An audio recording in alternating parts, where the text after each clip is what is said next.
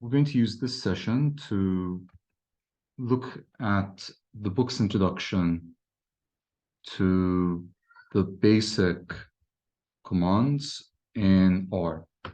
And let's just start reading. R uses functions to perform operations. So think of functions as an action or a verb, to kick, to boil. To run a function called, it is just a generic function. Think of it as a placeholder. You have to give it a name. Functions have to call a function.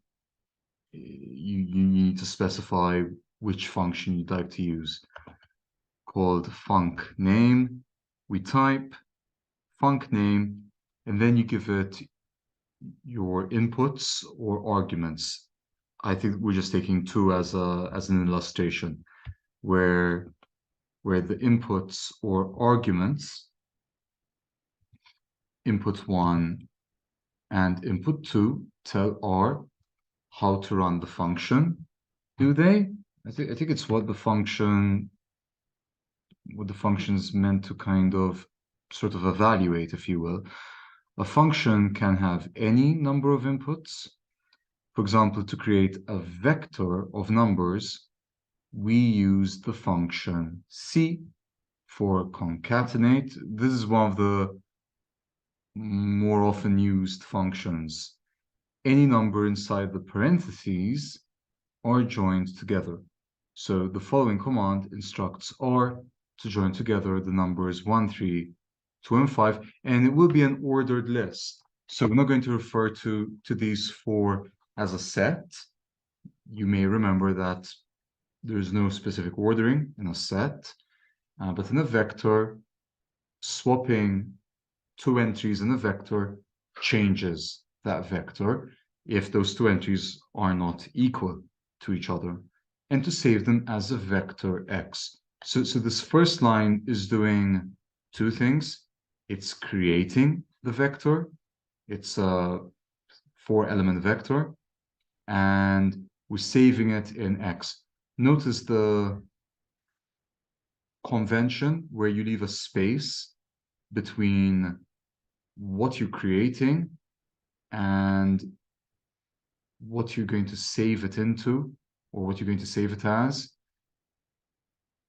When between the X, the arrow, this is a single object, and in this case the vector. Now what does this one mean in parentheses?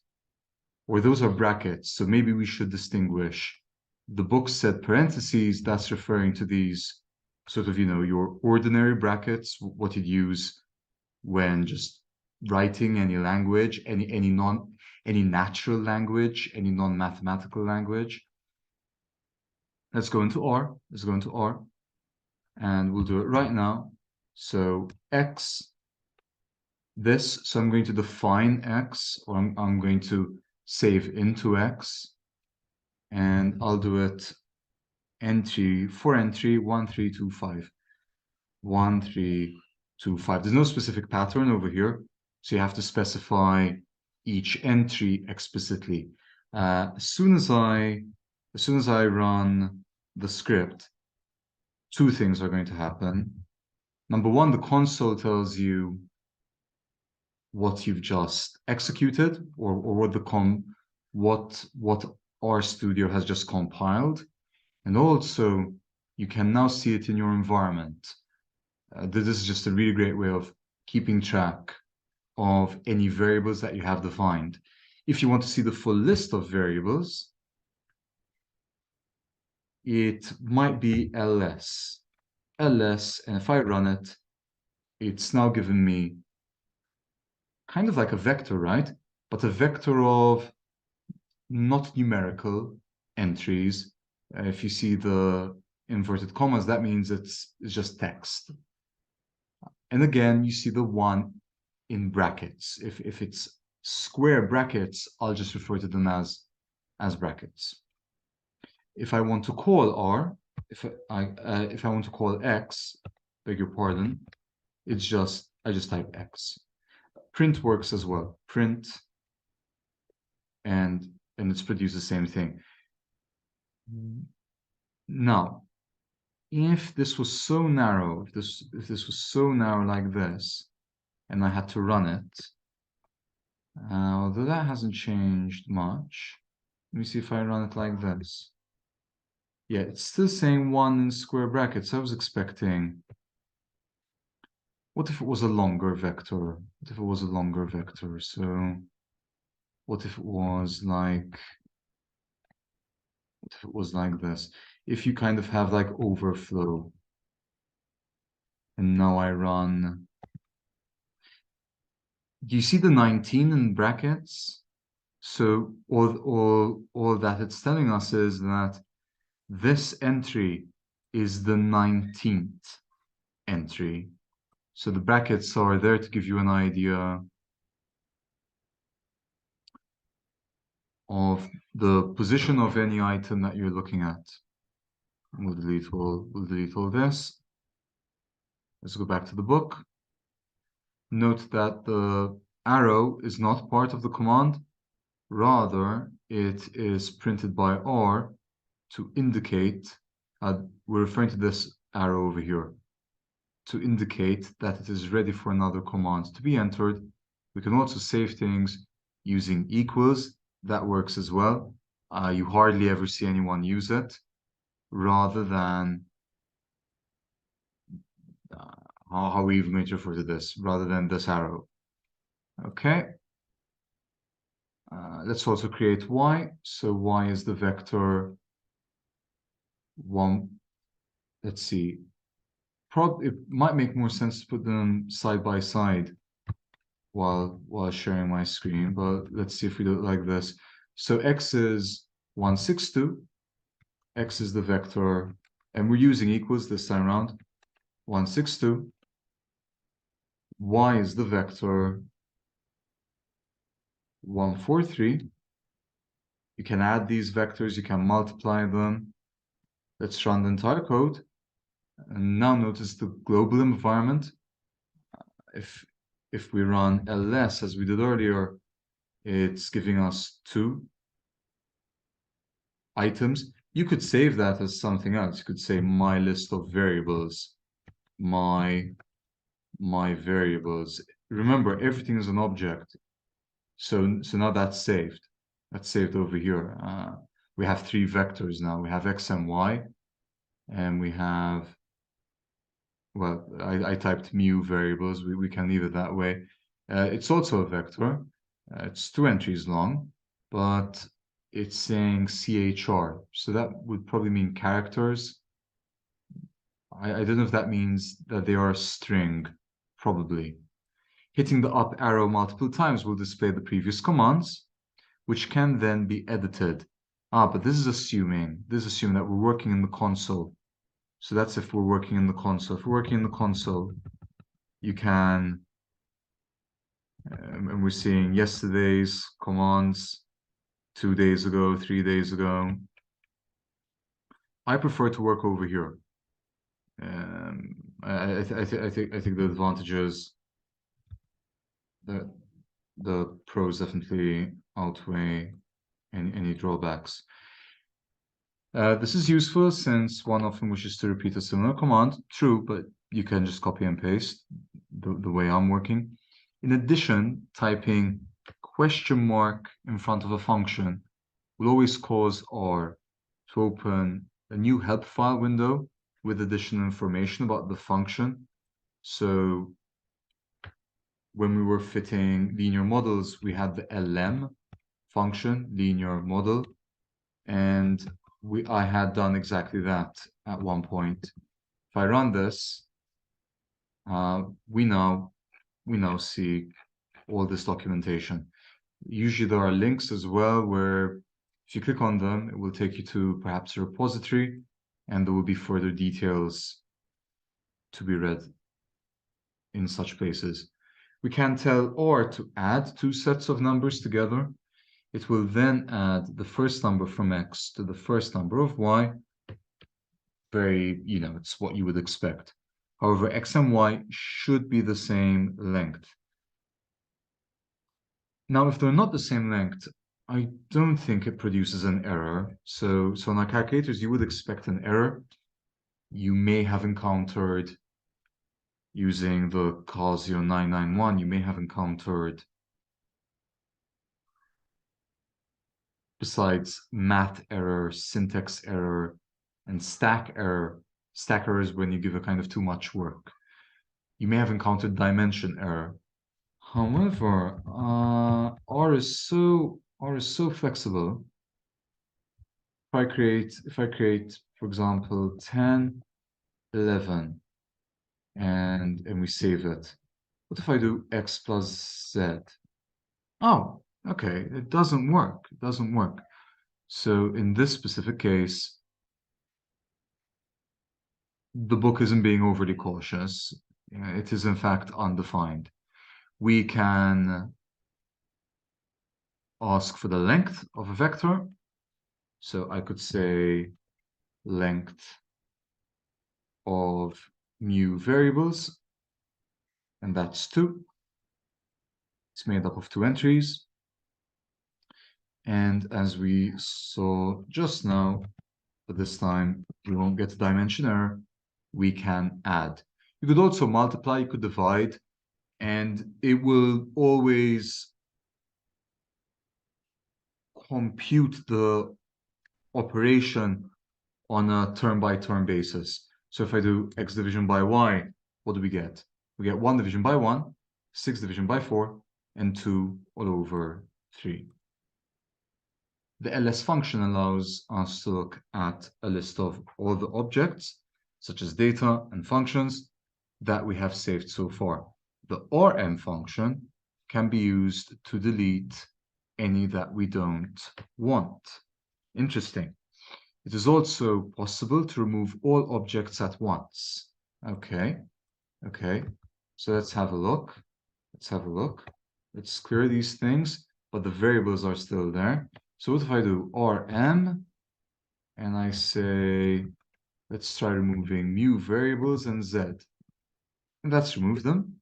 Now if I want to remove everything, oh, to my knowledge, there's no undo button. So now that I've removed them, you can't just press Ctrl Z. What does Ctrl Z do, in fact? It probably just takes you back to some previously typed text. It is Ctrl Z. Ctrl Z is just changing. And interestingly, at least on mine, Ctrl Y isn't working. If I want to delete everything, it is rm list, and we tell the rm function delete everything. Delete everything that's defined in the environment. And that didn't work because I only had the ls shaded.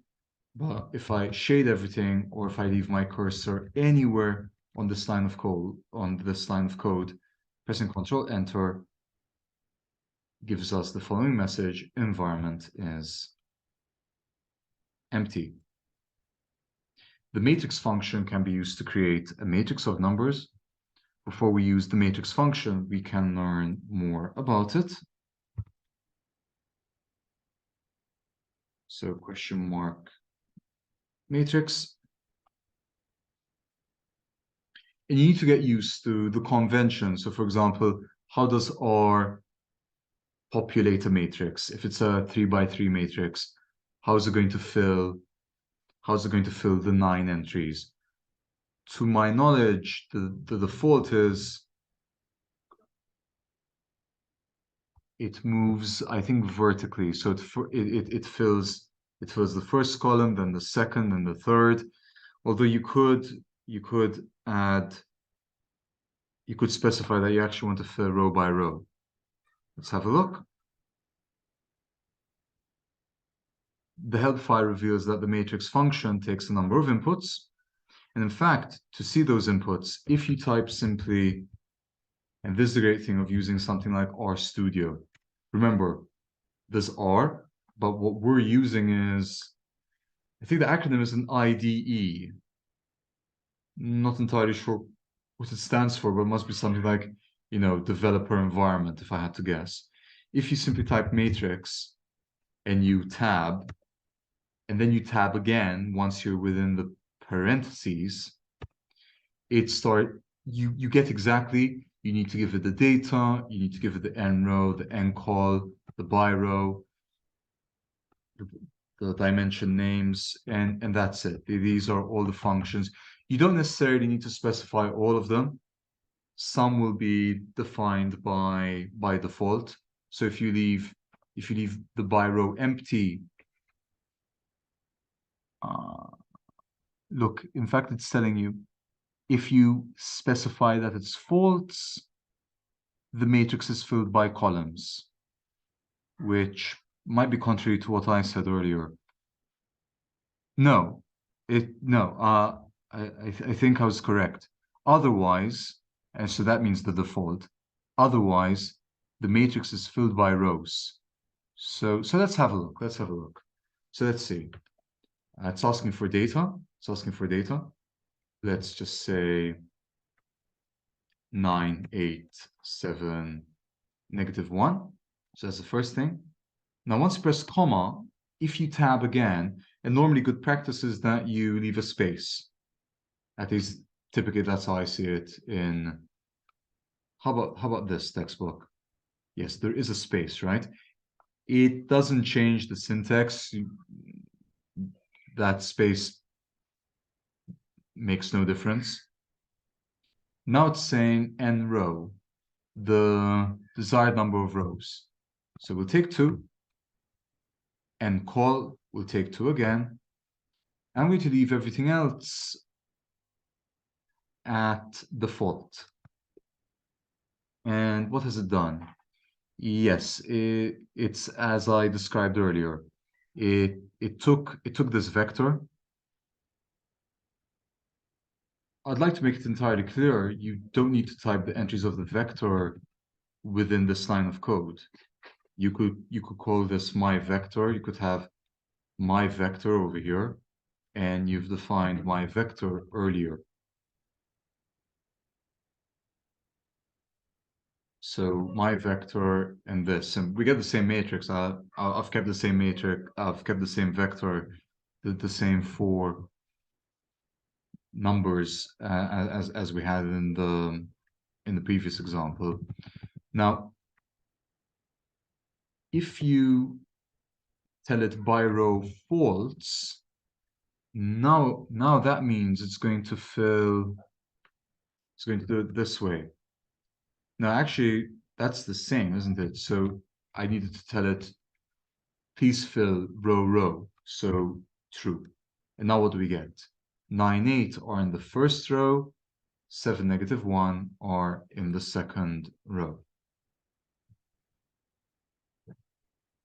Note that we could just as well omit typing data equals n row equals and n call equals in the matrix command above. That is, we could just type this. It is a bit dangerous. One, even just for legibility. You might struggle to remember if, in this case, it's the same number of rows and columns, but if they were unequal numbers, just in terms of auditing your code, it's not entirely clear. And number 2, you're kind of trusting that you're placing everything in the right position.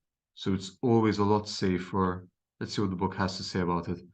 However, it can sometimes be useful to specify the names. I would say always be useful to specify the names of the arguments passed in, since otherwise R will assume that the function arguments are passed into the function in the same order that is given in the function's help file. So the great thing, if we just find where we were reading, is that if you're specifying the names, you don't need to follow a specific order. So you could start by row equals true. You could then say n row is 2, n call is 2, and then you only give the entries towards the very end. And we're going to get exactly the same. We're going to get exactly the same matrix as we had earlier. As this example illustrates, by default, R creates matrices by successively filling in columns. Alternatively, and this is what we used earlier, we're now filling row. Notice that in the above command, we did not assign the matrix to a value, such as x. In this case, the matrix is printed to this screen, but is not saved for future calculations. The square root function returns the square root of each element of a vector or matrix. The command x squared raises each element of x to the power of 2. Any powers are possible, including fractional or negative. You get the idea. I'm going to move on. Stop me where necessary, as always. We've been using this function quite a bit these past few sessions. How do you need to read it? R norm. Norm is a specific random variable. It's the one where I usually mention heights of individuals, IQ results.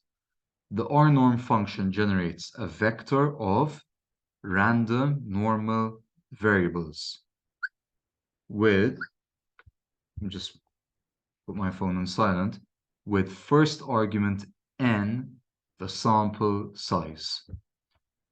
So going back into R, let's delete everything. Can even clear the environment by clicking on this, looks like a broom. Clear everything. And let's call them observations. R norm, not R unif, not R bine. These are just different. I'm listing a couple of examples of different distributions. We're going to take a normal distribution, and we need to specify, number one, how many randomly generated values following this distribution do I need? Let's take 100 of them. And now I need to specify, now this is a word we haven't really used until now, the parameters.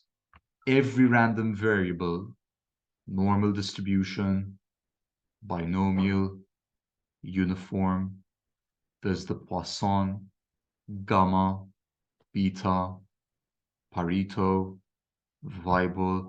There's an entire, maybe in a future session, I'll show you I'll show you the list of formulae and tables that the Institute and Faculty of Actuaries uses. It's the same. They will be the same ones that you will use during your exams when you eventually start writing them. Every random variable has specific parameters.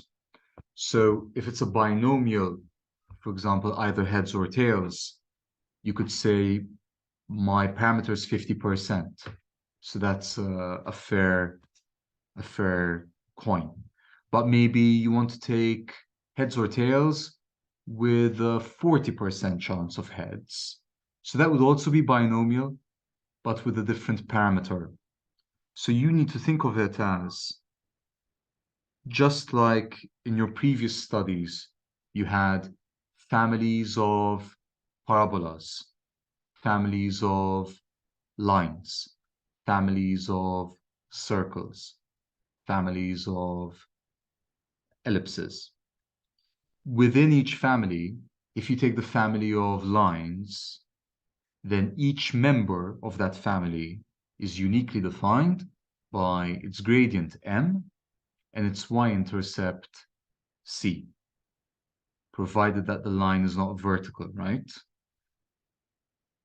If it's the family of parabolas, then each one may be defined uniquely by its quadratic, linear, and constant A, B, C coefficients.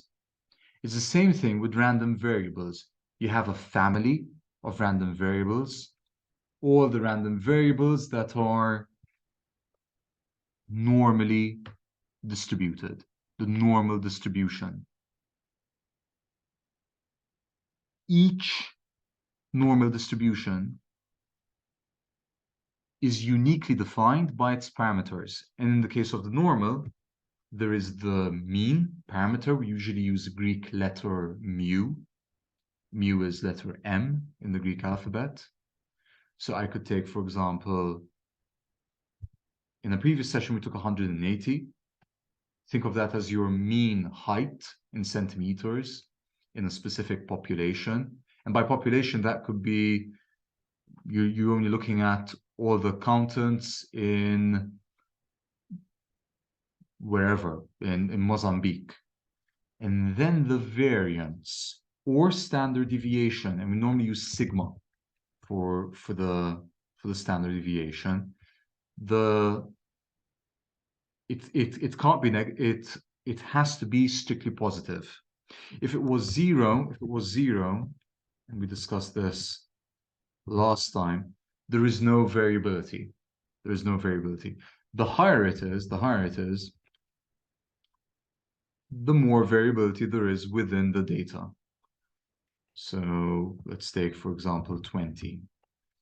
And maybe we'll take 1,000. Maybe we'll take 1,000 of, or hey, 10,000. All right. Notice that it typically displays the first 1,000 entries. You could manually override this, although I've never done it myself. And now you could get an idea of the shape of your data by doing this. We have that histogram, and we have the mean, median, and mode. That's the great thing about a normal distribution, that the mean, median, and mode all coincide.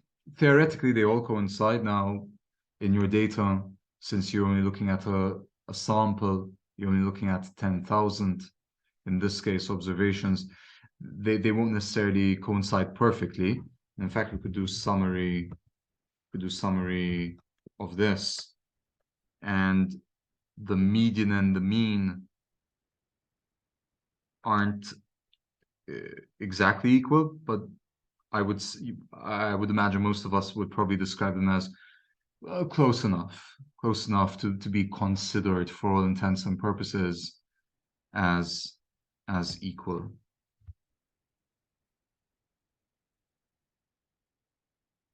Notice the minimum and the maximum, 110 and 257. If I had to change the standard deviation to only 5, you're expecting the data to be more clustered, more concentrated about the mean. And this time round, that doesn't seem to have changed anything. Did I run this?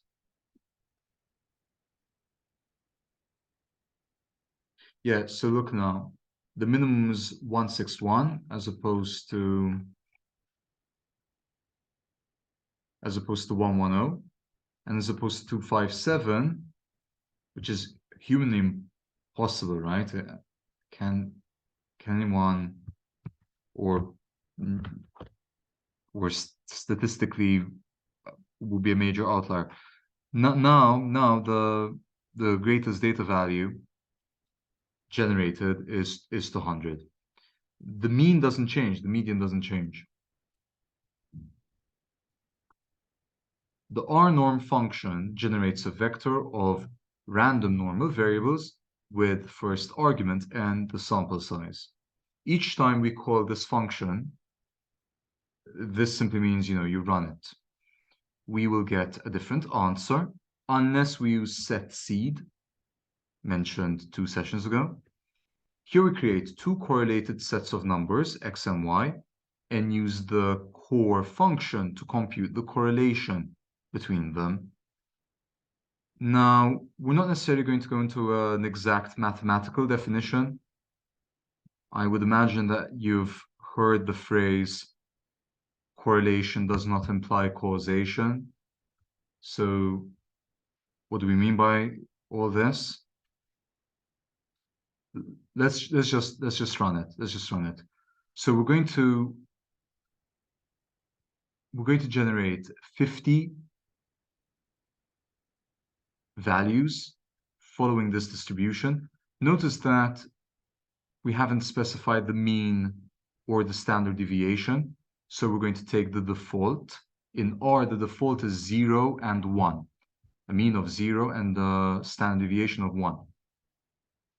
We'll also run this code, which is you take your x's, and to each one of them, to each of these 50, you add another randomly generated value, but this time with mean 50 and standard deviation of 0.1. And then we're going to calculate the correlation. So that means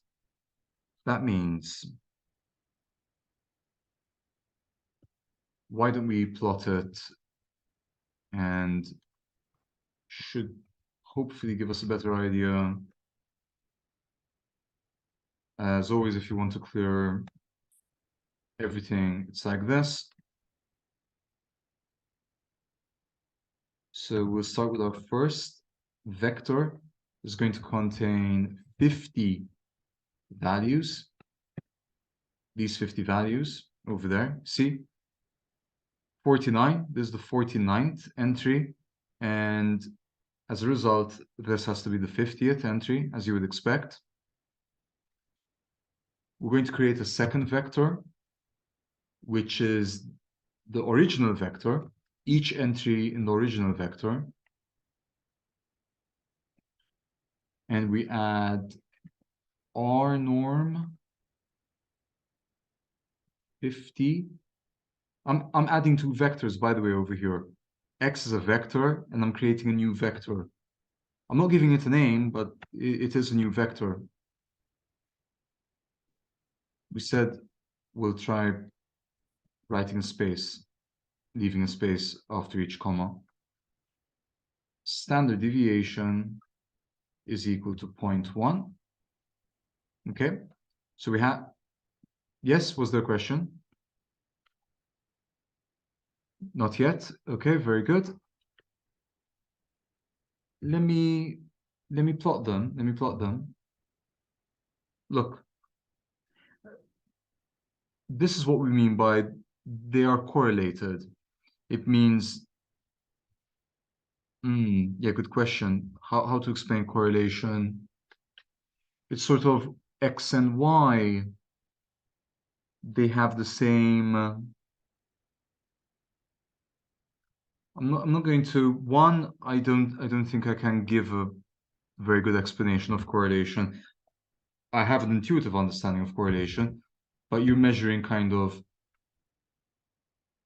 how closely one variable follows the other variable. And if I do correlation x comma y, this is our correlation. The highest possible correlation is 1. The lowest possible correlation is -1. So with 0 meaning that they are not correlated at all. So for this session, it's just enough to know that when you're comparing two data sets, when you're comparing two variables, x and y, if the correlation is 1, they are perfectly correlated. That means if you know the value of x, you know the value of y. They're perfectly correlated. If the correlation is -1, if you know the value of x, you know the value of y, but it is a negative. It is the negative version of x. If there is 0 correlation, then there is absolutely no relationship between x and y. All the points would just be scattered everywhere. It would just, I wonder if I could do this. I wonder if I could quickly,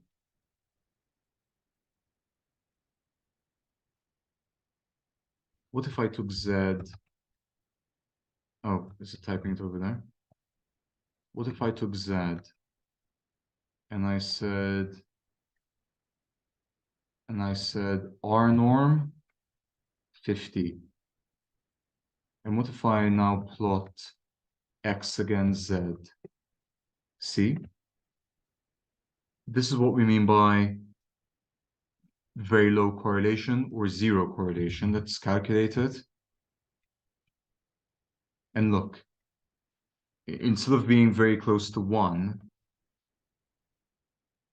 it's what I'm going to describe as close to 0. Not too important for what we're doing today, but it's good that we're at least using the vocabulary. By default, our norm creates standard normal random variables. This is what I was referring to earlier. If you don't specify the mean and the standard deviation, it's a very specific member of the family of normal random variables. In fact, it's referred to as the standard normal random variable, with a mean of 0 and a standard deviation of 1. However, the mean and standard deviation can be altered using the mean and SD arguments, as illustrated above. Sometimes we want our code to reproduce the exact same set of random numbers. We can use the setSeed function to do this. The setSeed function takes an arbitrary integer argument, for example, 1303. We use setSeed throughout the labs whenever we perform calculations involving random quantities. It's a great way for us to check that we're getting the same values as the book. In general, this should allow the user to reproduce our results. However, it should be noted that as new versions of R become available, it is possible that some small discrepancies may form between the book and the output of R. The mean and var functions can be used to compute the mean and variance of a number of a vector of numbers. So mean is the same mean that we learned at secondary school. It's summarizing your data, whereas the variance I shall always describe as giving you an idea of the variability within the data. A zero variance would mean the data's homogeneous. Each data value has the same, each data subject, beg your pardon, each data subject, each observation has the same data value. Applying square root to the output of var will give the standard deviation. So this is just the definition. If you square root the variance, you get what we call a standard deviation. So for instance, look at this one. Look at this one. As you would expect,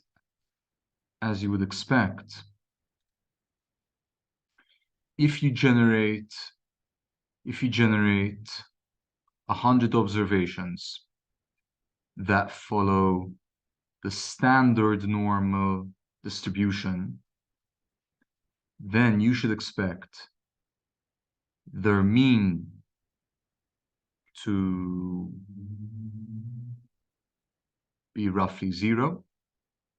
That's just the definition of the standard normal distribution. How do we know it's the standard normal distribution? How do we know that it's not just any normal distribution? Because we haven't specified the mean and the SD.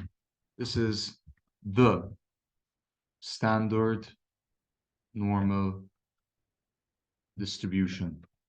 So think of your histogram, but instead of 180 as your mean, 0 as your mean, and your standard deviation is 1.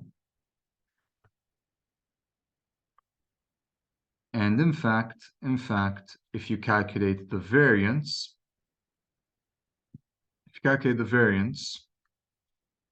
of this vector, of these 100 randomly generated data values, and you square root the variance, you will get a standard deviation which is quite close to 1.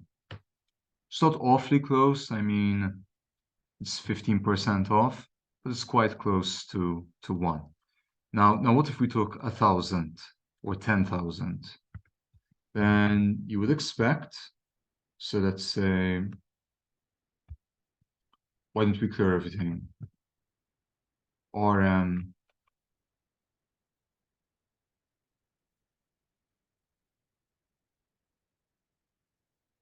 list is equal to, yeah, cleared everything that way. And if we say new observations, and we generate 10,000, and we could say a mean of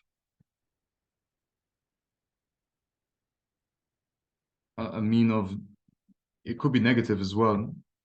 Think of maybe temperatures in a specific country. So -5 and an SD of 2.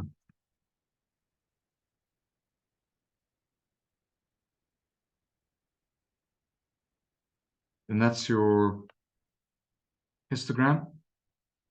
That's your histogram. And if I do mean of new observations, we get roughly -5. If you do variance of new observations, you're not going to get 2. You have to square root it. It's just the definition, the standard deviation of a data set of a data set. The standard deviation of a random variable is the square root of the variance.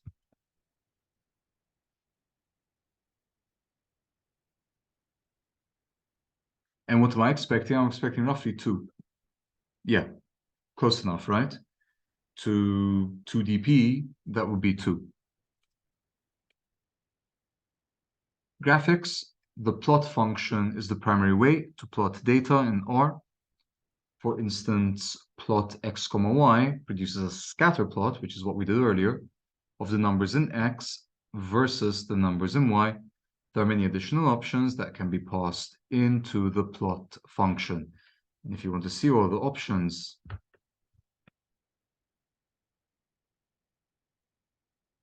soon as you type plot, although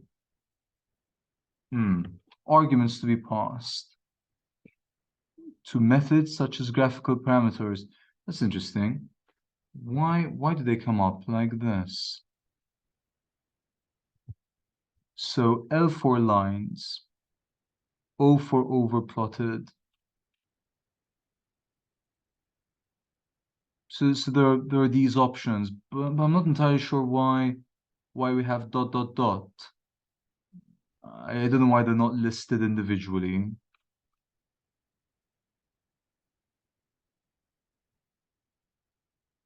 Right.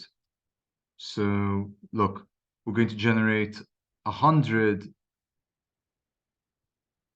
numbers following the standard normal distribution, a further 100 from the standard normal distribution. We're going to plot, and instead of just saying plot x comma y, you could say x label, this is the y-axis, y label, and the main. So now, and it's inverted commas because it's text, it's a string. So let's do it very quickly.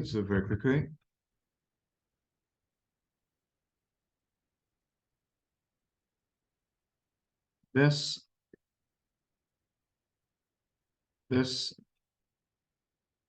plot x comma y comma x label is, this is the x-axis, y label,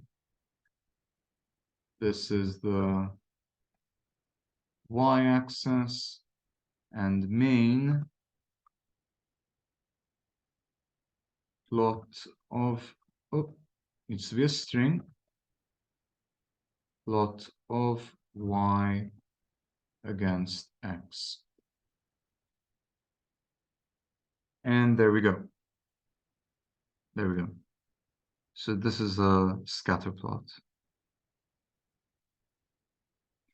We will often want to save the output of an R plot.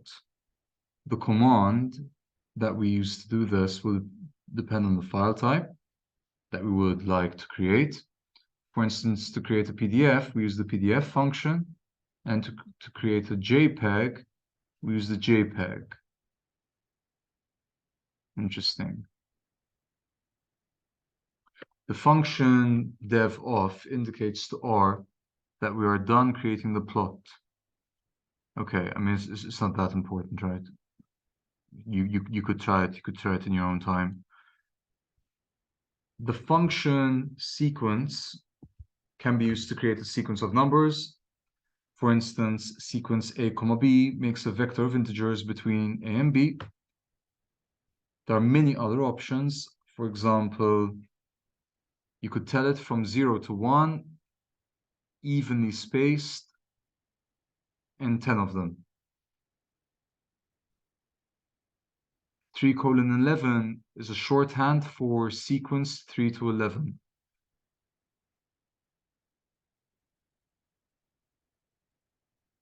So look, we could create this one.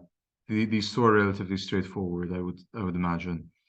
But this is going to create a vector with 50 entries from negative pi to pi, all evenly spaced. So what's the spacing going to be? I guess it's going to be 2 pi division by 50. We could check that very quickly. So my vector sequence negative pi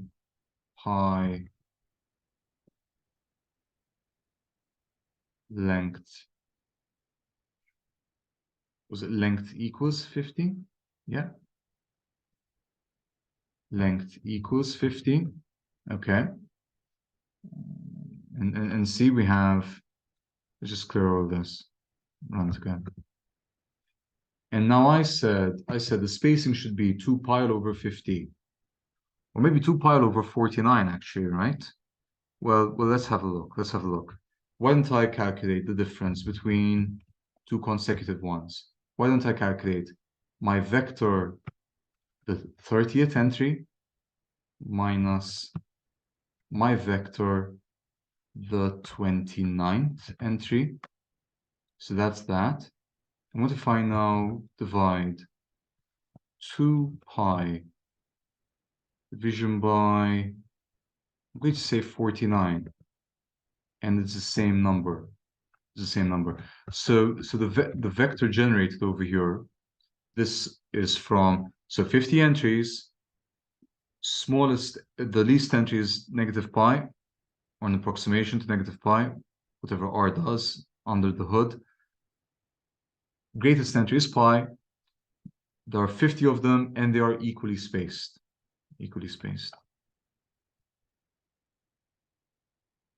So this would be great now to plot, for example, the cosine function, right? I could say plot my vector, comma, cosine my vector, and you get this, or I could do for sine, and you get this. We will now create some more sophisticated plots. The contour function produces a contour plot in order to represent three-dimensional data. It is like a topographical map. Are you familiar with these? If I go into my browser,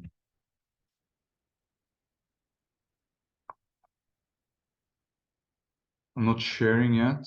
Bear with me.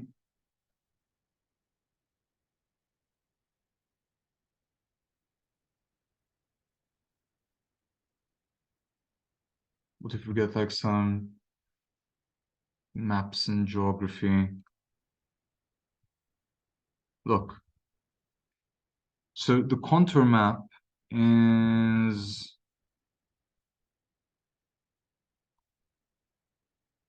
This is the contour map in pink. And it gives you a good idea. Okay, so this part is 140 meters or higher. And then this part is like between 120 and 140. Okay?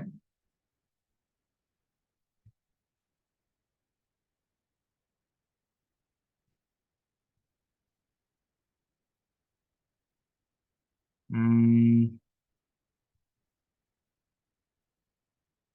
it takes three arguments. A vector of the x values, the first dimension, a vector of the y values, and a matrix whose elements correspond to the z value for each pair of xy coordinates. Okay, cool.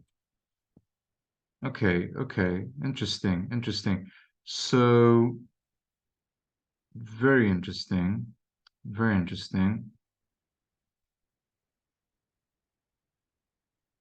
There probably isn't enough time to type each line of code, but basically what it's saying is if we can find a matrix over here, for example, this matrix, you give it this matrix, and you also tell you you need to think of it as like you're looking at a map. You're looking at a map. You're going to split the map into these four regions, and each number in the region gives you the height. So think of a column which is 1 unit high, 2 units high, 3 units high, and 4 units high.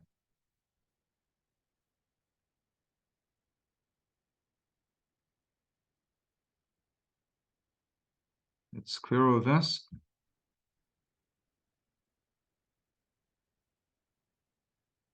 So let's try and read this code. We have, what's the matrix that we're giving it?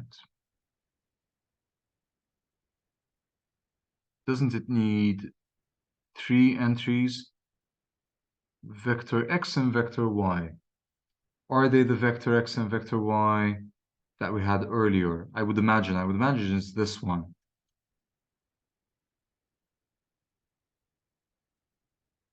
Now, f is this outer function. I don't know what this means. Is it going to create a matrix? Let's have a look.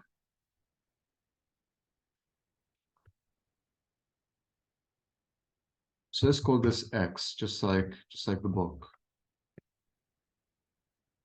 I'm going to say y is equal to x. Okay. So now we've created. Think of it as having created a grid.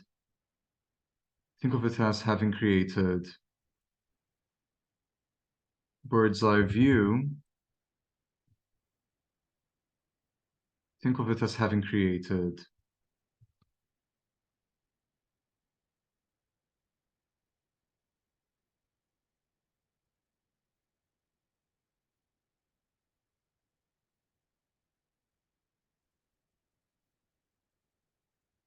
of x. We're going to exclude all these points. We're going to exclude all these points. And we're only going to work with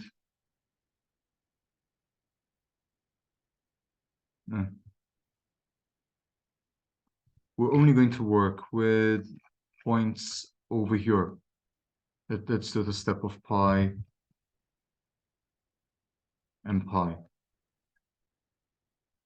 This is kind of your x and y. Now we need a z. Now we need a z. So we're going to map each point to a. What we're going to get eventually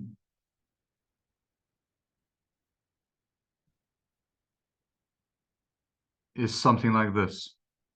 Your x and your y from negative pi to pi, from negative pi to pi. And we have a third variable that's a function. It's not necessarily going to be linear.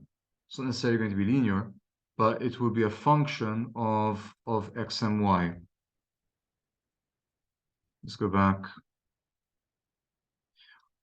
I don't know what outer does, so this is going to be interesting. Let's see if we get it to work. I would imagine outer is going to create a matrix for the simple fact that we've just read that contour needs 3 inputs. Apparently, we're taking x, y, and f, and the f is a matrix. So let's have a look. Question mark outer. The outer product of the arrays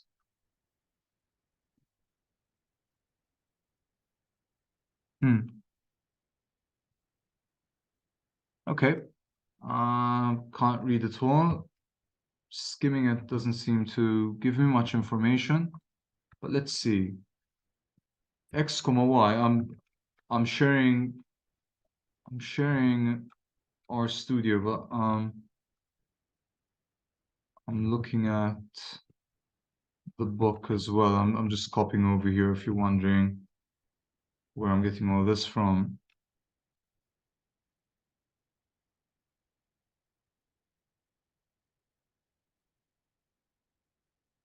Okay, see, so it's created. Let's save it as F. Look. It's created this data. It's created this data. It's a 50 by 50. It's a 50 by 50 grid.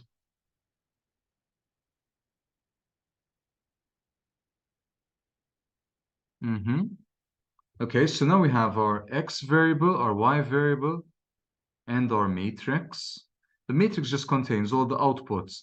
So might have made more sense to take maybe only 10 of them. Let me show, or only 5 of them. Look. This is what we've created. Earlier it was a 50 by 50. That's what the book is using. It's creating a 5 by 5. So it's saying you have this output at negative pi comma pi at negative pi comma pi. You're going to have an output. You're going to have an output of negative 0.91. Okay? And then you move a bit, and then you move a bit, and you're filling this entire square region. Let's take it 50 again. We can finish by typing contour x comma y comma f, and look, we now have this contour map. It's giving us the heights. So you have negative heights, you have positive heights, and negative heights. I could probably show it to you in GeoGebra just to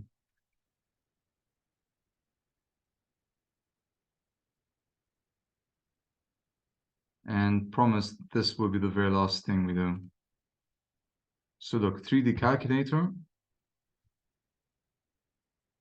cosine y divided by cosine y divided by 1 plus x squared. Ta-da! Can you link this surface? That's a surface, right? It's non-linear, but it's a surface. Can you link these two things up? Do you see the parallels between them?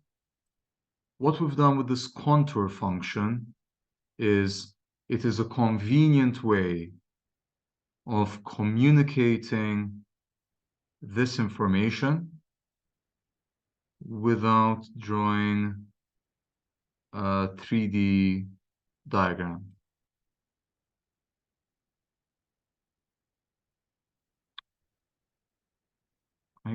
Ah, I think you can specify the number of levels. So right now, maybe there's a default setting. You have maybe 4 levels or 5 levels. But if we specify n levels is 45, there you go. It's more detailed. By the way, these contour diagrams, they should give you a good idea of kind of the gradient. Of course, it's not the gradient of a curve, right? Over here, it's not like at A level.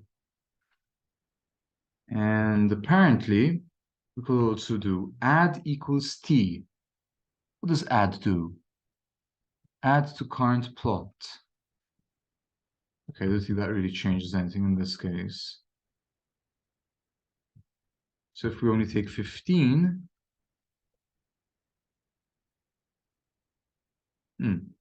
oh, because it's added to the current plot. So let me delete this. And this should create a new one from the very beginning.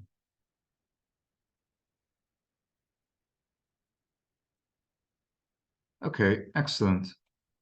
What we'll do next session is we'll start looking at how we're going to call, how we're going to refer to specific data values. So for example, if I have a matrix 4 by 4, and notice it's by default, it's populating, it's filling the array or the array column by column.